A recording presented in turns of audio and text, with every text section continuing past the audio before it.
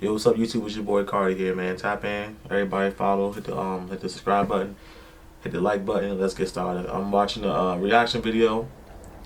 She slept with her baby daddy's father's Opps. He gained her trust and then unalived her in cold blood. Yeah, let's get this poppin', y'all. Need. It's personalized to your hair concerns, your life, and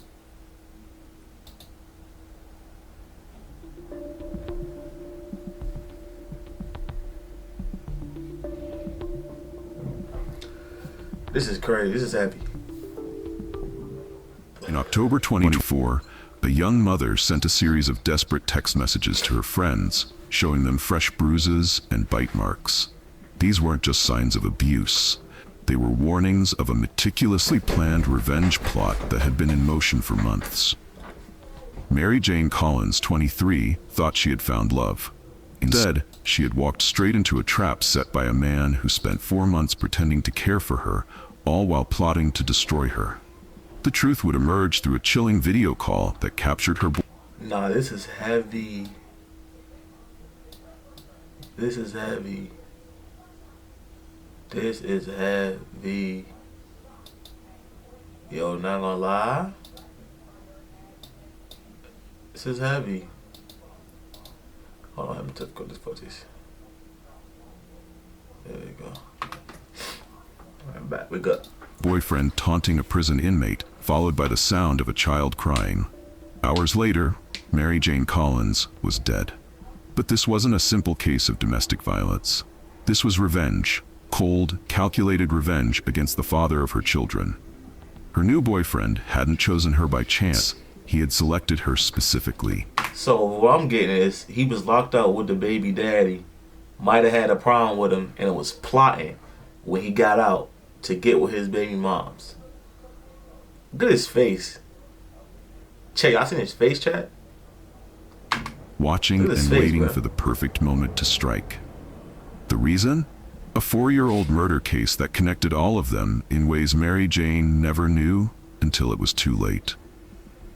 Mary Jane Collins was more than just another victim. Dang. She was a devoted 23-year-old mother of 2 boys under 10. Living in Seabrook, Texas, she had recently... You know how much you have to dislike?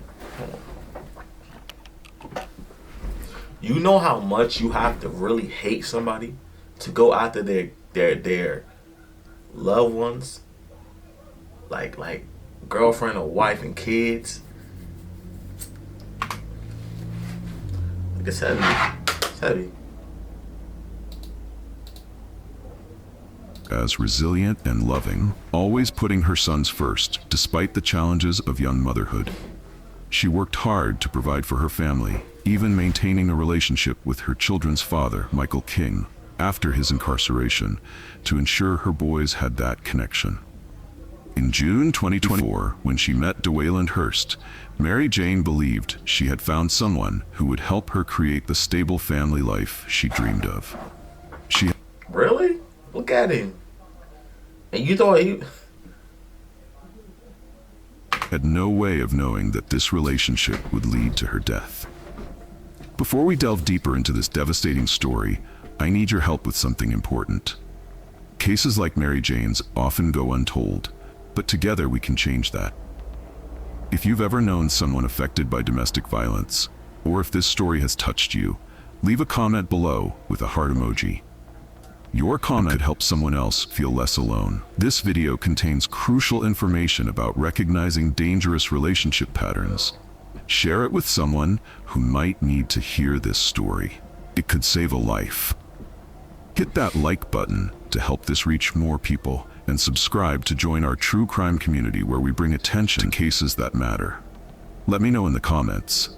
What would you do if you discovered someone close to you was in an abusive relationship?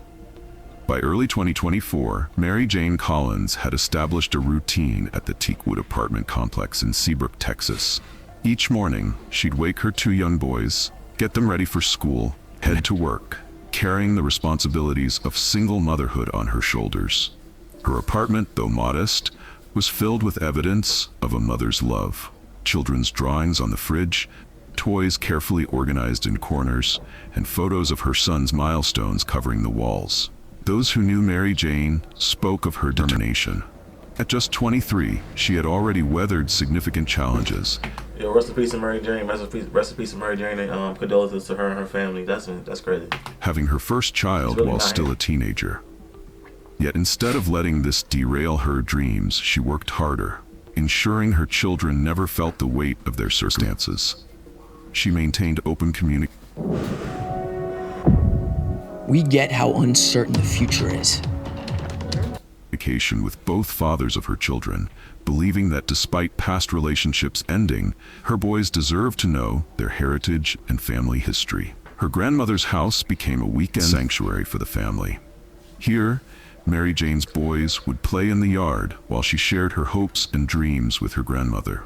She spoke of wanting to return to school, of plans to move into a bigger apartment, and of her dedication to giving her sons the stable, loving home she envisioned.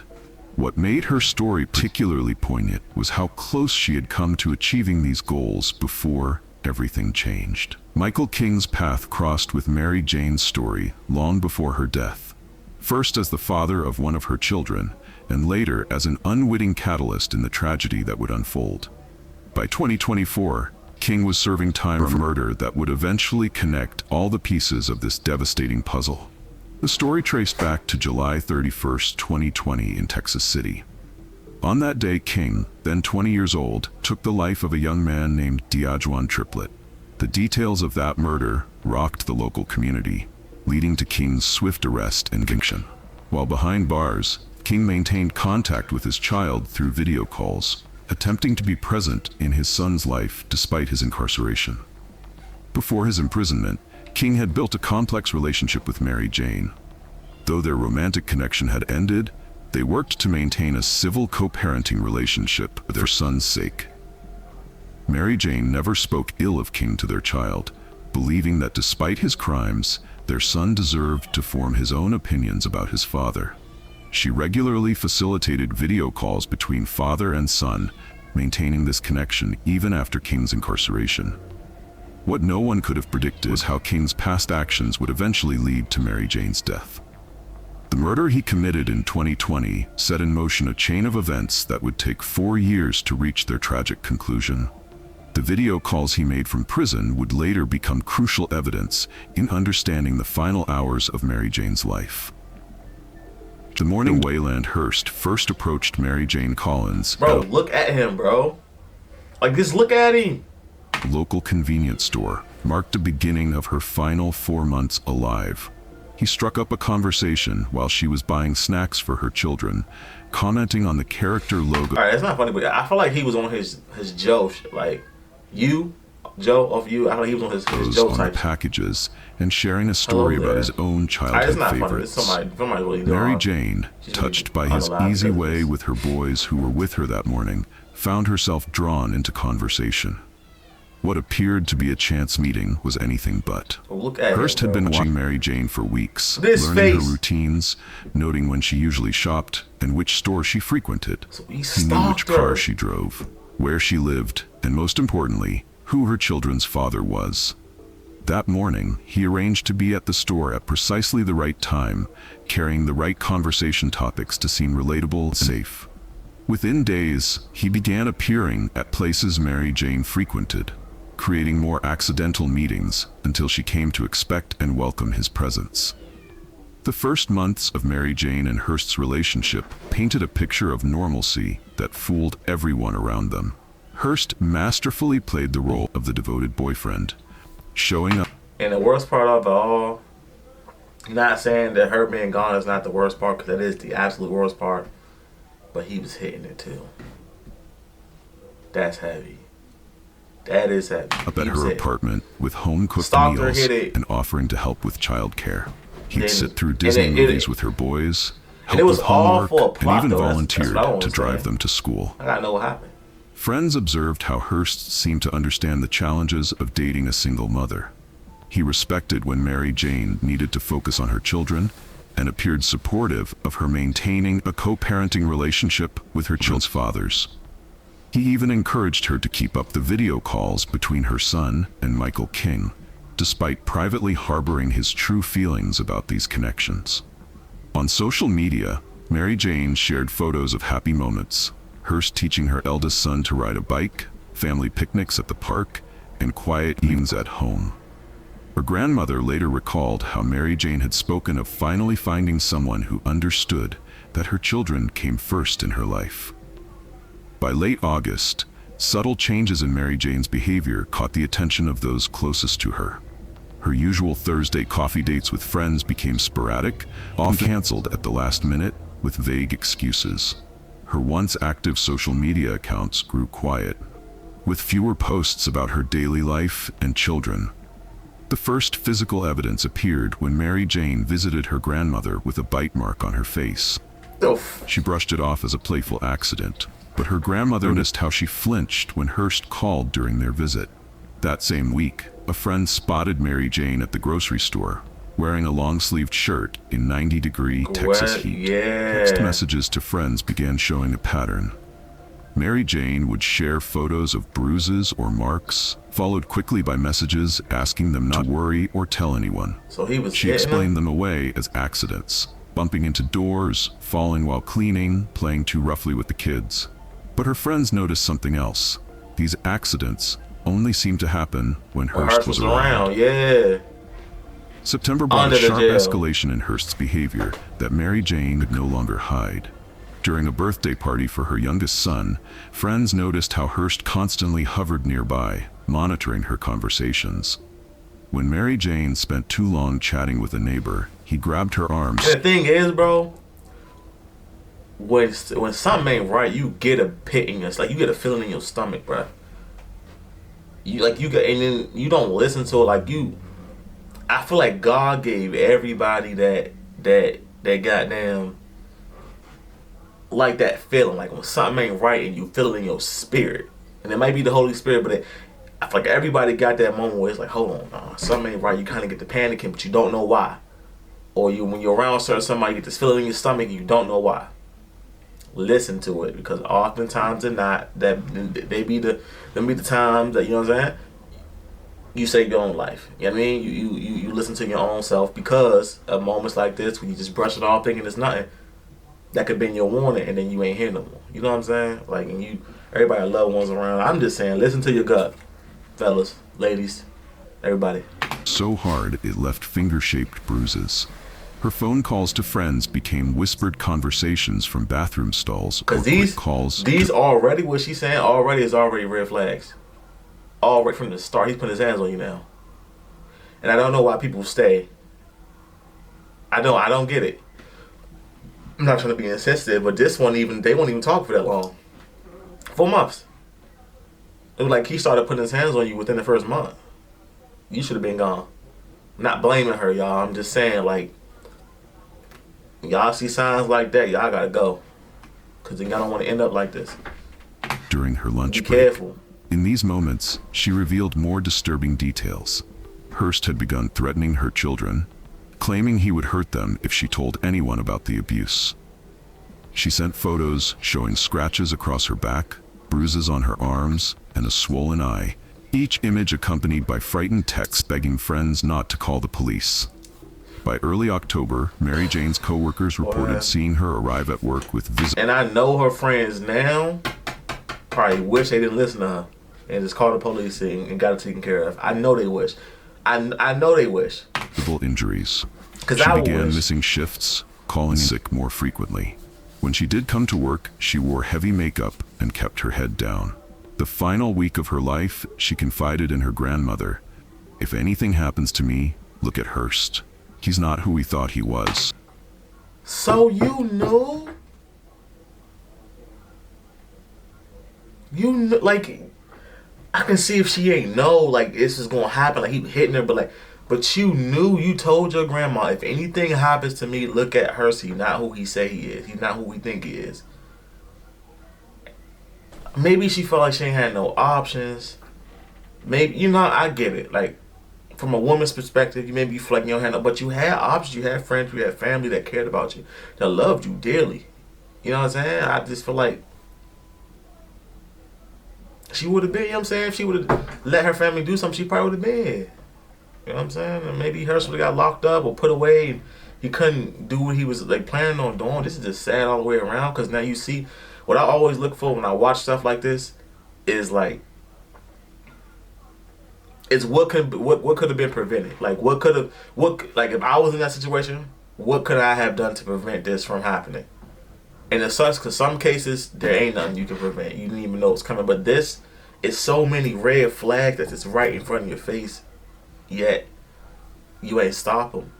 It's just sad. The truth about DeWayland Hurst emerged through a connection no one had initially seen. Hidden beneath his facade of caring boyfriend lay a devastating link to Mary Jane's past.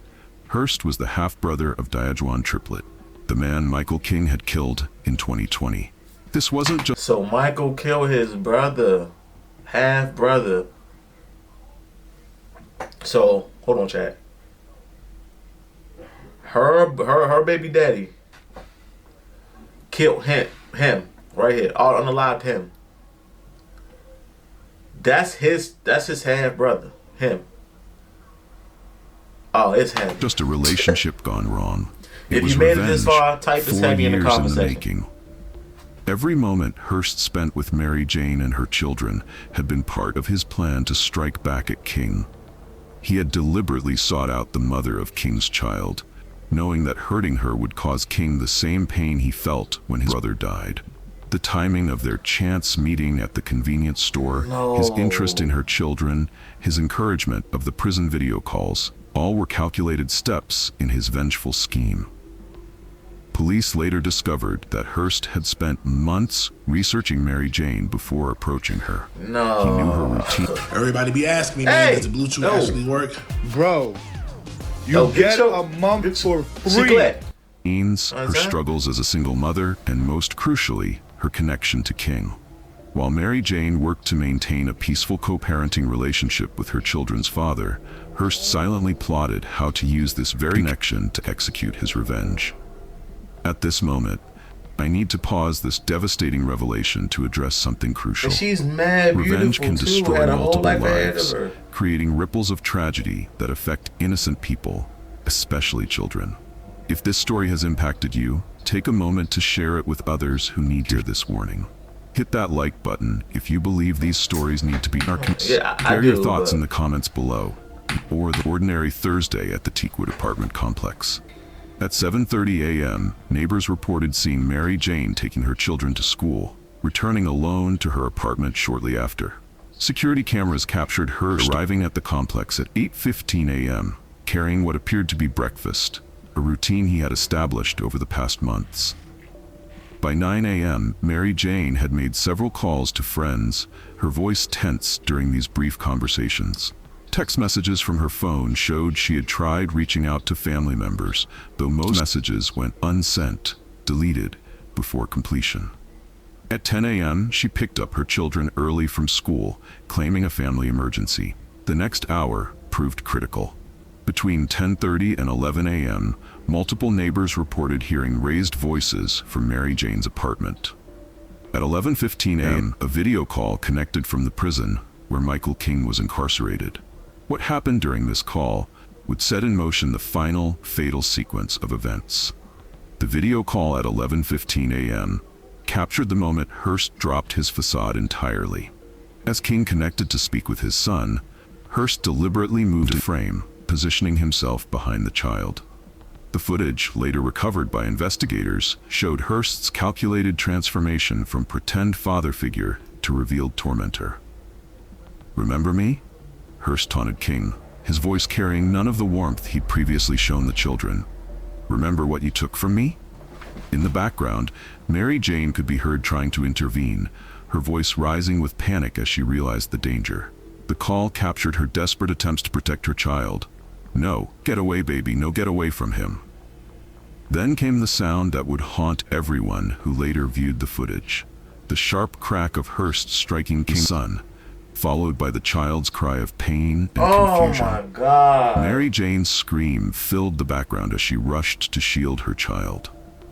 The video call ended abruptly, cutting off just as Hurst turned toward Mary Jane.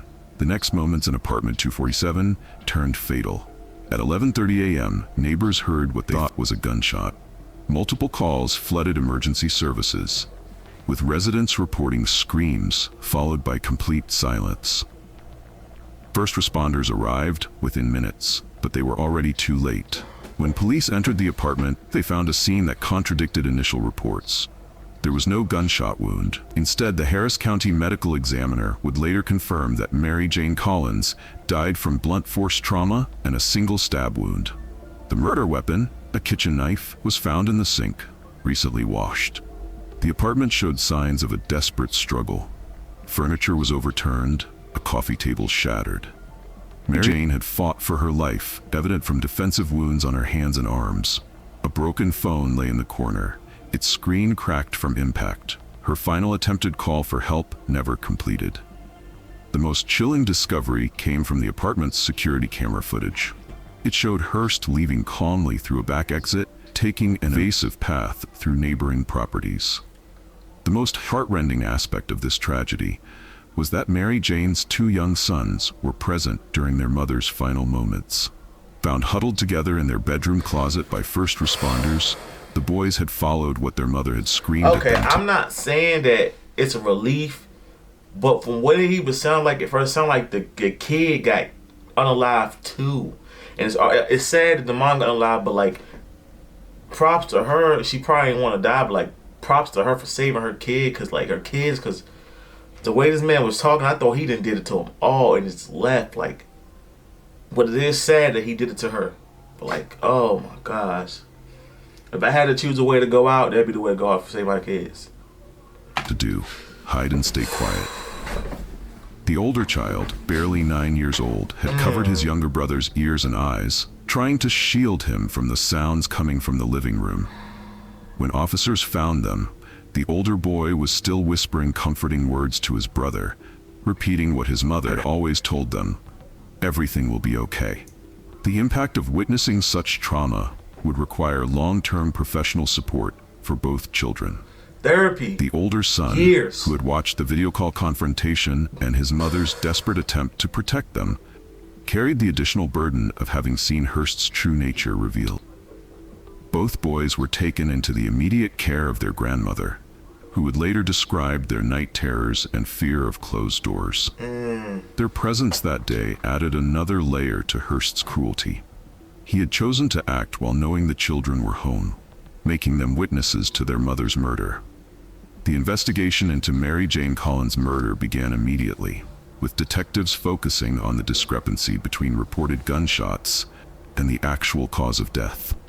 The initial assessment at the scene revealed that Mary Jane had died from blunt force trauma and a stab wound, not gunfire, as neighbors had reported.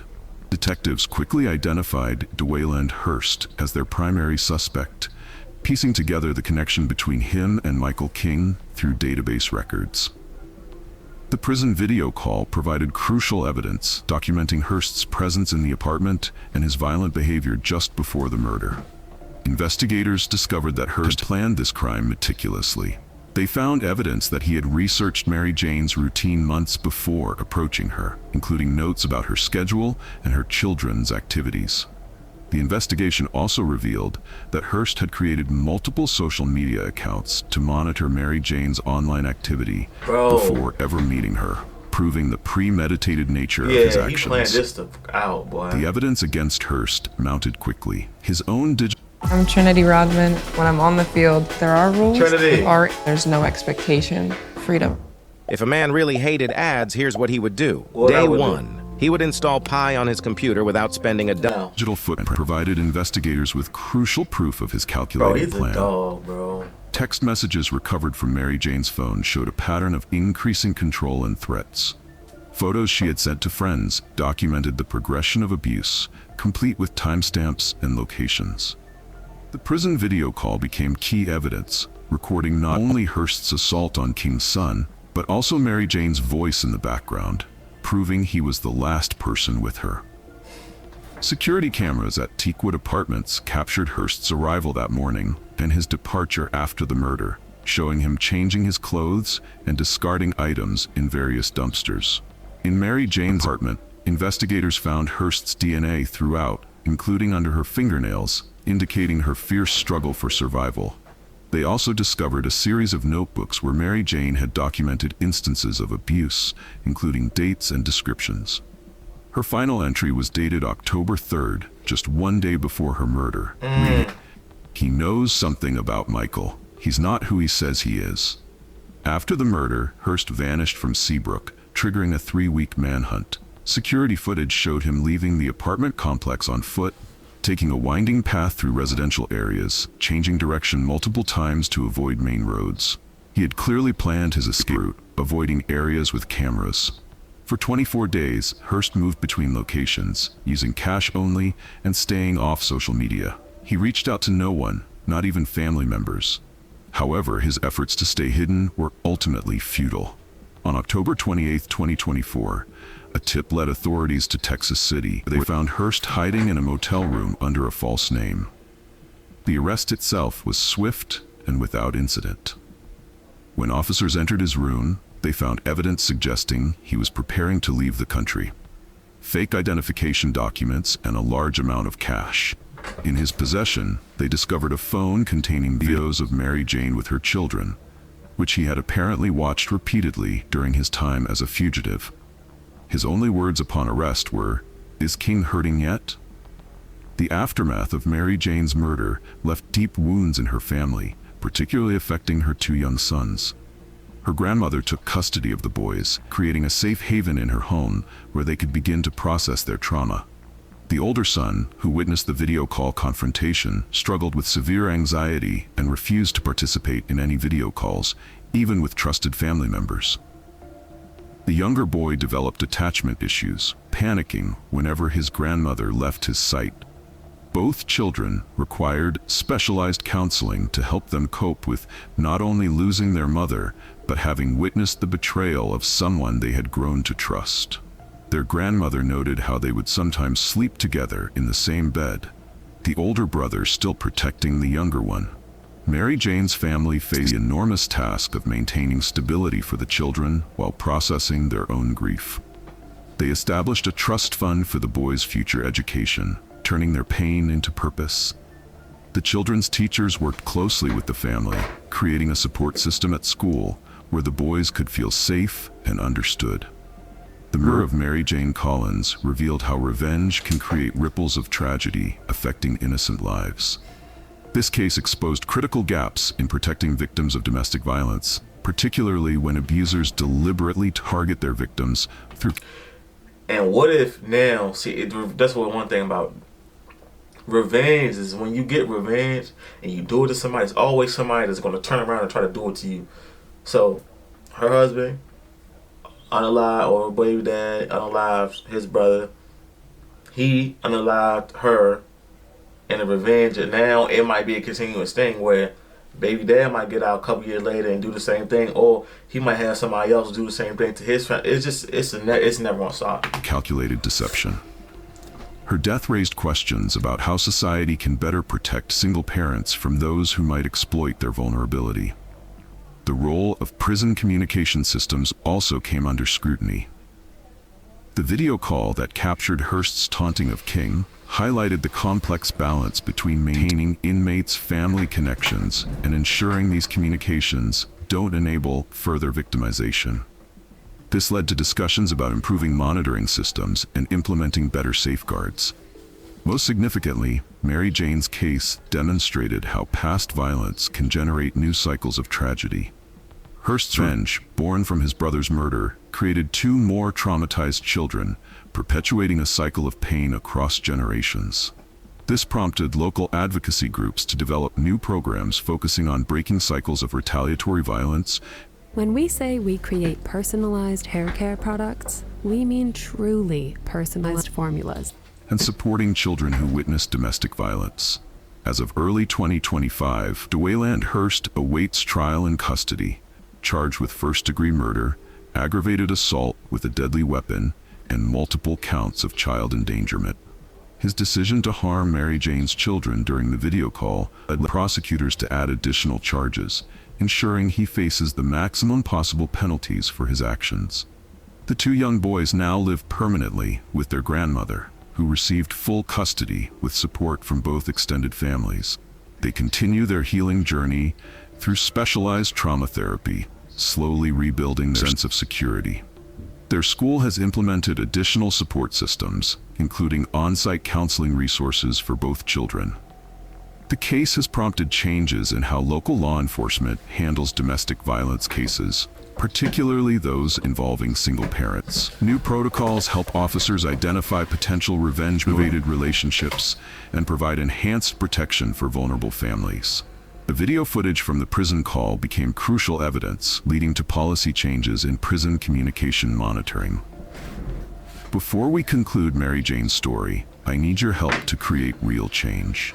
If this case has moved you, there are 3 crucial ways you can make a difference right now. Wow. First, share this video with someone who needs to hear these warning signs. You never know whose life you might save.